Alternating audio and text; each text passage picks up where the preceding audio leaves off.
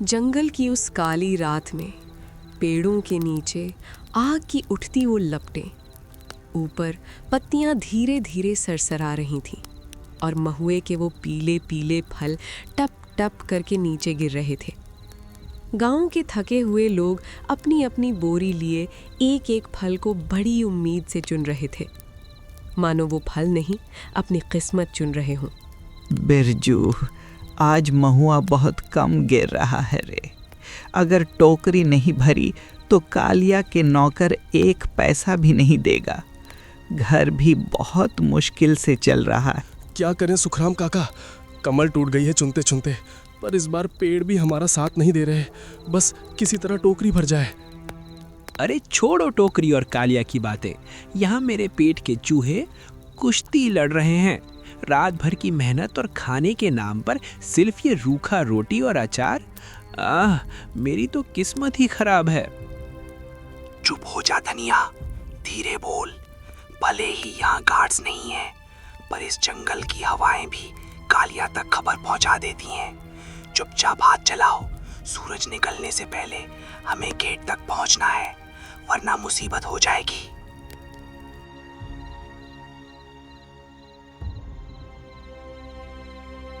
तो सब पास ही एक खाली मैदान में थक हार कर बैठ गए। अपनी टोकरियों से वो रूखा सूखा खाना निकाला और मिलकर खाया। फिर उसी घने जंगल की गोद में ठंडी हवाओं के बीच सब गहरी नींद में सो गए। चारों तरफ बस सन्नाटा था और महुए की वो भीनी भीनी खुशबू।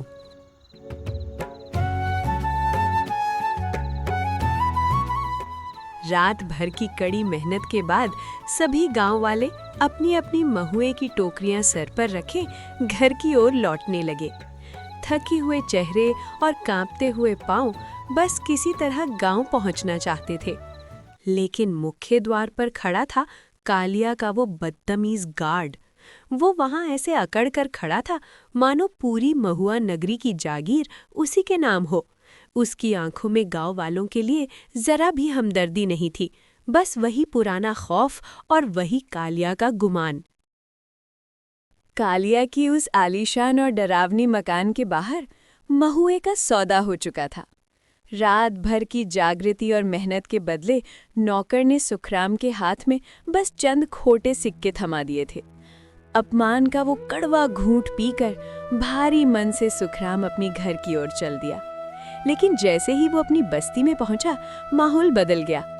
घर के आंगन में उसकी पत्नी चूल्हा सुलगा रही थी और लकड़ियों के चटकने की आवाज के बीच खाना पकने की खुशबू हवा में तैर रही थी। पास ही जय और वीरू अपने वफादार कुत्ते के साथ उछल कूद करने में मग्न थे। खौफ के उस साए से दूर अपने बच्चों के खिलखिलाहट और वफादार साथी का प्यार देख सुखराम के थके हुए चेहरे पर एक सुकून भरी मुस्कान आ गई। ये छोटा सा घर ही तो था जो उसे दुनिया के हर जुल्म से महफूज रखता था। सब मिलकर खाना खाने बैठे, पर थाली में भूख से ज्यादा दुख परोसा हुआ था। सुखराम की खामोशी और झुकी हुई पलकें देख जय और वीरू का दिल भर आया। वो जानते थे कि कालिया ने उनके पिता की रात भर की मेहनत को चंद कौड़ियों में तौल दिया है। अपने पिता की ये लाचारी उन मासूमों से देखी नहीं जा रही थी। घर के उस सन्नाटे में अब बदले की एक चिंगारी सुलगने लगी थी। खाना खत्म हुआ और थकान से चूर सुखराम घर के बाहर उस घने पेड़ की छांव में जा लेटा। रात भर की उस हाड़ तोड़ मेहनत के बाद वो बस कुछ पल के लिए उन कड़वे अनुभवों से दूर गहरी नींद में खो जाना चाहता था। दोपहर की उस ठंडी हवा में जैसे कुछ देर के लिए कालिया का खौफ भी सो गया था। ढलता सूरज और फिर वही उदास शाम। सुखराम और गांव के बाकी लोग अपनी अपनी टोकरियां उठाकर फिर से उसी घने और डरावने जंगल की ओर बढ़ चले। पेट की आग और कालिया का खौफ उन्हें फिर से उसी अंधेरे की ओर खींच ले गया।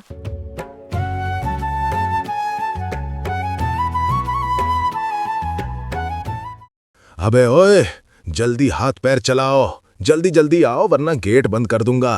रात भर तो जंगल में सड़ ही रहे थे, क्या पूरा दिन भी वही गुजारने का इरादा है? चलो जल्दी बाहर निकलो। अगर एक बार मैंने गेट लगा दिया तो फिर चिल्लाते रहना, भागो जल्दी। अरे आ रहा हूँ भाई, आ रहा हूँ। क्या सुबह सुबह पक लगा रखी है। काम तो कालिया के नौकर का करता है और रौब ऐसे झाड़ता है जैसे खुद महुआ नगरी का राजा हो। बड़ा आया हुक्म चलाने वाला। अरे धनिया चुप हो जा, पागल हो गया है क्या? अगर जग्गा ने सुन लिया तो आज हम में से कोई सलामत नहीं बचेगा। चुपचाप मुंह बंद रख और जल्दी पाँव चला। धनिया की ये बगावत भले ही धीरे थी पर रामू के पसीने छुड़ाने के लिए काफी थी। गेट पर खड़ा जग्गा अपनी मूंछों पर ताव दे रहा था और इधर बेचारे गांव वालों की सांसें हलक में अटकी हुई थी।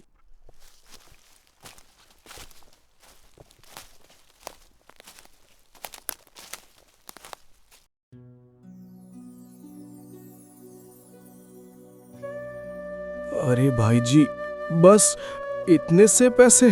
रात भर जागे हैं हम, कम से कम कुछ तो बढ़ा दीजिए। अबे ओ, लेना है तो लो, वरना ये भी नहीं मिलेगा। हम यहाँ खैरात बांटने नहीं बैठे हैं, समझे? चलो अब जल्दी फूटो यहाँ से। सुबह की पहली किरण के साथ सब अपने घरों की ओर लौट आए, पर आज जय और वीरू के पिताजी बहुत उदास थे। चेहरा उतरा हुआ था और कांपती मुट्ठी में बंद थे बस कुछ चंद चिल्लर। उनके साथ आज फिर वही अन्याय हुआ था। बेटा, कालिया के नौकर ने दाम देने से मना कर दिया। उसने कहा लेना है तो लो, वरना वो भी नहीं मिलेगा। बेटा, अगर ऐसे ही चलता रहा तो हम सब भूखे मर जाएंगे। बस बहुत हुआ पिताजी, हम अपनी मेहनत की कमाई उस गुंडे को खाने नहीं देंगे। अब हम चुप नहीं बैठेंगे। बिल्कुल सही भैया, ये कालिया तो दिन ब दिन गुब्बारा होता जा रहा है और हम सूखी लकड़ी। अब तो कुछ करना ही पड़ेगा, वरना पेट और पीठ एक हो जाएंगे। हम अपना महुआ खुद चुनेंगे और खुद उससे शराब बनाकर बेचेंगे, वो भी कालिया की नाक के नीचे। नहीं बेटा, कालिया को पता लग जाएगा। आज रात जय, वीरू और उनका वफादार कुत्ता चुपके से अंधेरे में निकल पड़े। बिना माँ को बताए वो उस गुमनाम रास्ते की ओर बढ़े जहाँ कालिया की नजर नहीं थी।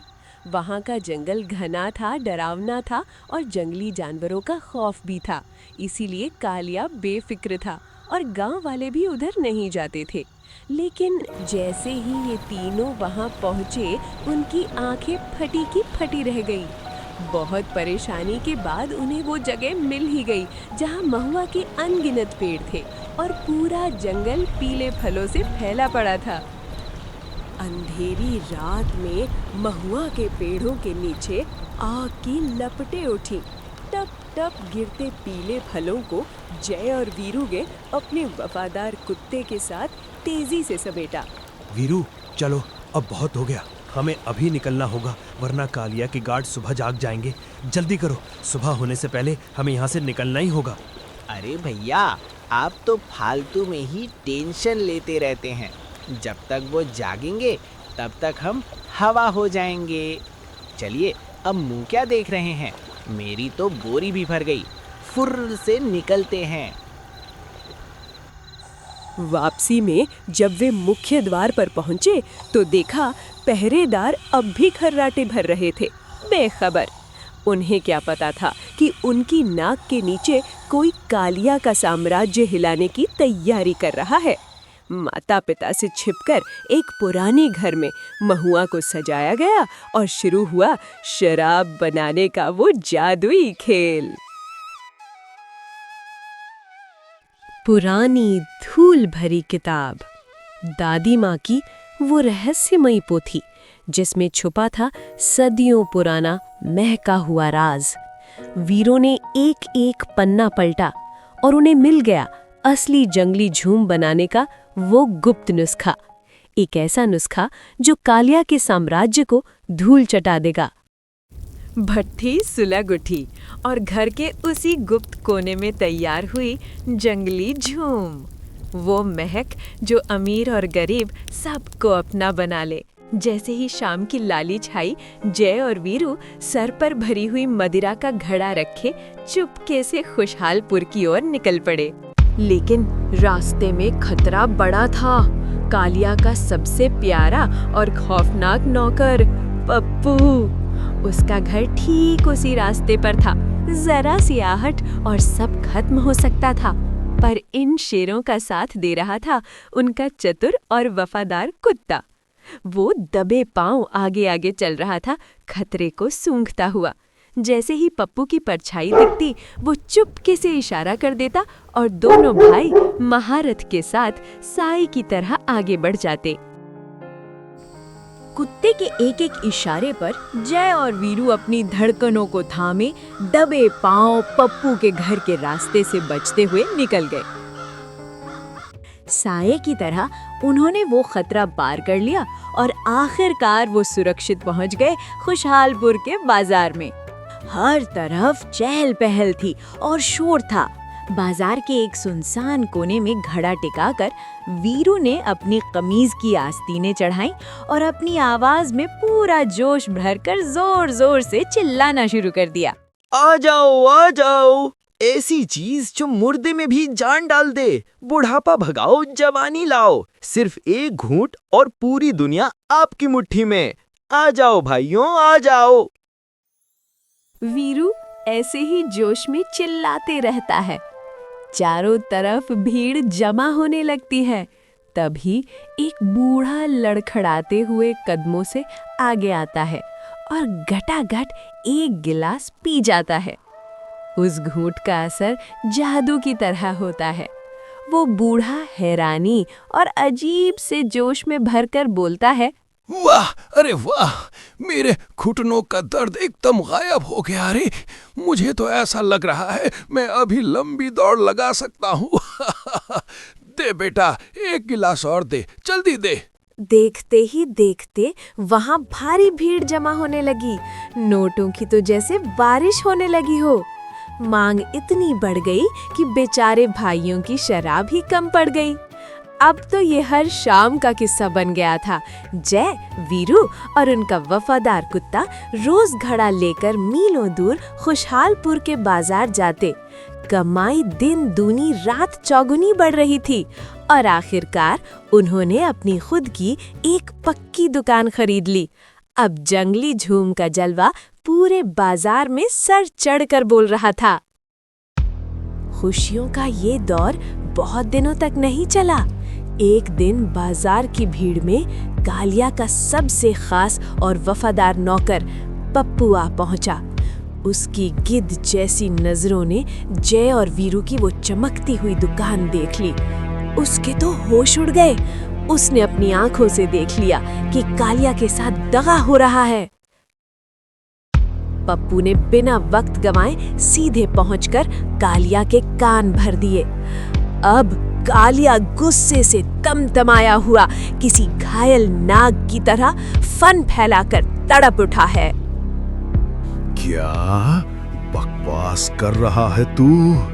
मेरे इलाके से मेरे ही गांव के महुआ का कोई और धंधा कर रहा है, और वो भी मुझसे अच्छी शराब। किसकी मौत आई है जो कालिया के राज को चुनौती दे रहा है? हाँ कालिया, सॉरी। हाँ बॉस, वो जय और वीरू है, सुखराम के छोरे। उनका जंगली झूम शराब का नशा बहुत तगड़ा है बॉस। सच में दिमाग घुमा देता है। धमका करके आओ, बंद करने के लिए बोल दो। उससे कहो अगर कल सुबह भट्ठी नहीं बुझी तो कालिया उसे जमीन के नीचे सुला देगा।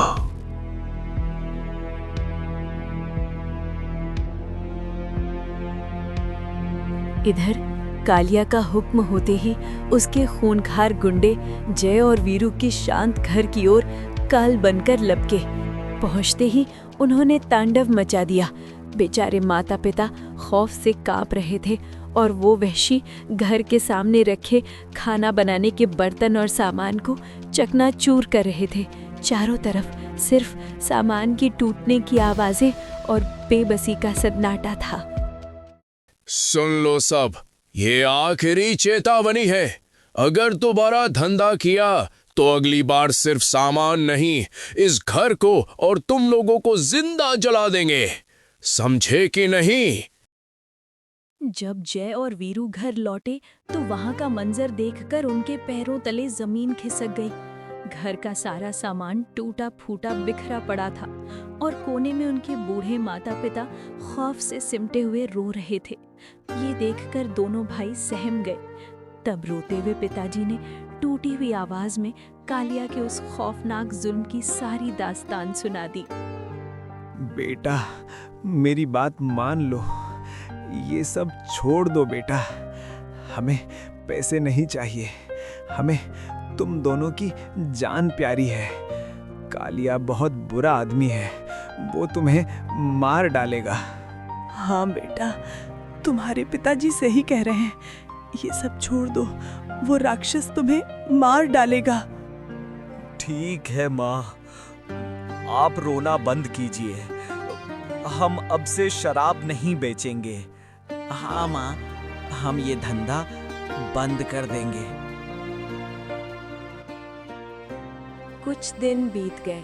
घर का वो शोर तो थम गया था, लेकिन दिलों का दर्द अभी भी ताज़ा था। एक शाम गांव के सुनसान तालाब के किनारे जय और वीरू गुमसुम बैठे थे। उनका वो वफादार साथी कुत्ता भी खामोश उनके पक्ष में बैठा था। पानी की खामोशी के बीच दोनों भाई आपस में कुछ गहरी बातें कर रहे थे। वीरू, पिताजी सही बोल रहे थे। हमने सचमुच बहुत बड़ी मुसीबत मोल ले ली है।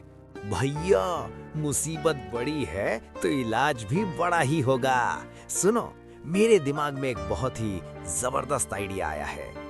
क्या? लोहा ही लोहे को काटता है भैया। हम कालिया को उसी के लालच में फंसाएंगे। अब हम दारू नहीं बल्कि दारू छुड़ाने की दवा बेचेंगे और हमारा पहला मरीज होगा पप्पू। सुना है वो कई दिनों से बीमार है। पप्पू वैसे तो कालिया का सबसे भरोसेमंद नौकर था, लेकिन पप्पू भी शराब बहुत पीता था। उसकी इसी बुरी आदत से खुद कालिया भी बहुत परेशान रहता था। कहाँ गई? कहाँ रखती दादी माँ ने? अरे मिल जा भाई, इसी संदूक में तो थी। हाँ, यही है, मिल गई। जंगली बूटी, नशा जड़ से खत्म करने का अचूक उपाय। इसके लिए चाहिए जंगल का सबसे रहस्यमयी और दुर्लभ लाल फूल। भैया देखो, लाल फूल। लाल फूल? लेकिन वीरू, ये मिलेगा कहाँ? पोथी में लिखा है भैया, ये शैतानी पहाड़ी की सबसे ऊंची चोटी पर खिलता है और इसका रस पिलाते ही कालिया का पप्पू नशा भूल जाएगा। घने जंगल के कांटों भरे रास्तों को पार करते हुए आखिरकार जय और वीरू उस शैतानी पहाड़ी के पास पहुंच ही गए। वहां झाड़ियों के बीच जो उन्होंने देखा उस पर यकीन करना मुश्किल था। चांदनी रात में वो रहस्यमय लाल फूल अपनी पूरी जादुई चमक के साथ खिले हुए थे। भैया देखो, वो वही है, मिल गए लाल फूल। चमकते लाल फूलों को सावधानी से तोड़कर घर के उसी अंधेरे कोने में दादी की विधि पढ़कर तैयार हुआ वो जादुई शरबत। अब हाथ में वो इलाज वाली बोतल लेकर दोनों भाई सीधे पहुंचे पप्पू के दरवाजे पर और बाहर से ही आवाज लगाई, पप्पू भाई, घर में हो क्या? बाहर आओ। तभी दरवाजा खुला और पप्पू की पत्नी बाहर आती है। अरे जय, वीरू, तुम दोनों अचानक इस वक्त यहाँ? सब ठीक है ना? तुम्हारे पप्पू भैया बहुत बीमार हैं। वो कई दिनों से बिस्तर से नहीं उठे। मुझे तो बहुत डर लग रहा है। भाभी, मैं शराब छुड़ाने और पप्पू भैया की तबीयत ठीक करने वाला जादुई शरबत बनाकर लाया हूँ। हाँ भाभी, अगर पप्पू भैया इसे पी लेते हैं तो तुरंत, एकदम तुरंत ठीक हो जाएंगे, देख लेना। जय और वीरू की बात सुनकर भाभी उन्हें अंदर ले जाती है। देख पप्पू भाई, हालत तेरी बहुत खराब है। ये पी ले, जादुई शरबत। कड़वा है पर जान बच जाएगी। ये क्या है? ये तो एकदम जहर है। मैं बिल्कुल नहीं पीऊंगा इसे। हटाओ इसे मेरे मुंह से। अरे पी ले भाई, वरना यमराज तुझे हैप्पी बर्थडे विश करने आ जाएंगे। पप्पू ने जैसे तैसे वो शरबत पी लिया। पीते ही उसे उल्टियां तो हुई, लेकिन सिर्फ 2 दिनों में वो घोड़े जैसा बन गया। उसकी शराब की लत जड़ से खत्म हो गई और शरीर में बिजली जैसी ताकत आ गई। तीसरे दिन जब पप्पू कालिया के अड्डे पर पहुंचा तो उसका नया और मजबूत रूप देखकर कालिया की आंखें फटी की फटी रह गई। पप्पू, तू तो मरने वाला था। ये बॉडी कैसे बन गई तेरी? और वो शराब? सब छूट गया बॉस। उन दोनों भाइयों ने मुझे एक जादुई शरबत पिलाई है बॉस। अब तो मुझे लोहे का खंबा तोड़ने की ताकत लग रही है। ताकत? मुझे भी चाहिए ये ताकत। बुलाओ, उन दोनों को अभी के अभी बुला कर लाओ। कुछ ही देर में कालिया के नौकर जय और वीरू को लेकर कालिया के विशाल घर में आ पहुंचे। अपनी महल में कालिया घमंड में दोनों भाइयों को घूर कर देखा। तो तुम दोनों हो जो मेरे ही जंगल से महुआ चुराकर शराब बेचते थे। अच्छा, ये सब छोड़ो, बस मुझे ये बताओ कि ताकत की वो जादुई शरबत मुझे कैसे मिलेगी? वो शरबत मुझे भी बना कर दो। मालिक, शरबत तो हम बना देंगे, लेकिन इसकी जड़ी बूटी सिर्फ वही ला सकता है जिसके अंदर शेर का जिगरा हो। हम तो ठहरे गांव वाले बहुत डरपोक हैं साहब, ये हमारे बस की बात नहीं। शेर का जिगरा? कालिया से बड़ा शेर इस पूरी नगरी में कोई नहीं है। मैं खुद लाऊंगा वो जड़ी बूटी। बता मुझे, कहाँ मिलेगी वो? पहाड़ी की सबसे ऊंची चोटी पर, जहां वो जादुई लाल फूल खिलते हैं। ताकत के लालच में कालिया नौकरों के साथ जंगल पहुंच गया, पर वहां जादुई फूल नहीं बल्कि मधुमक्खियों का खौफनाक छत्ता था।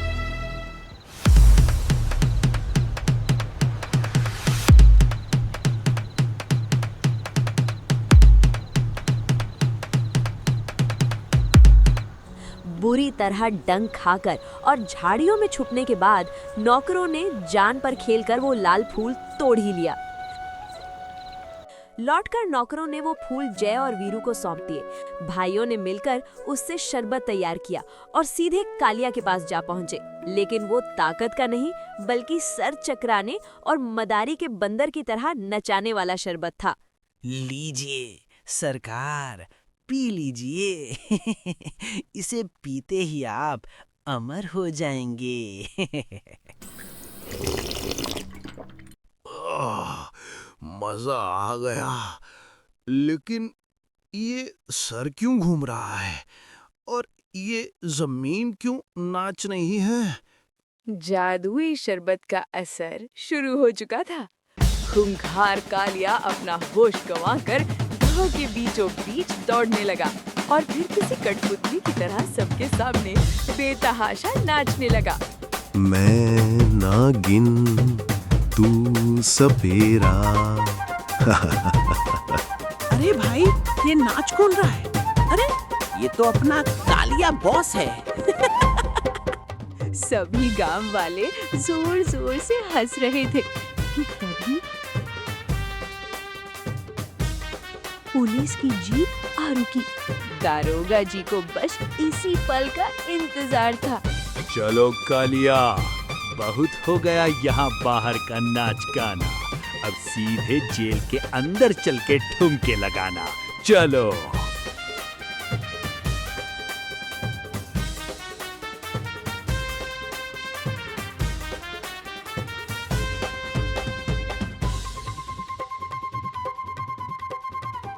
देखा वीरू, सही रास्ते पर चलने से मंजिल मिल ही जाती है।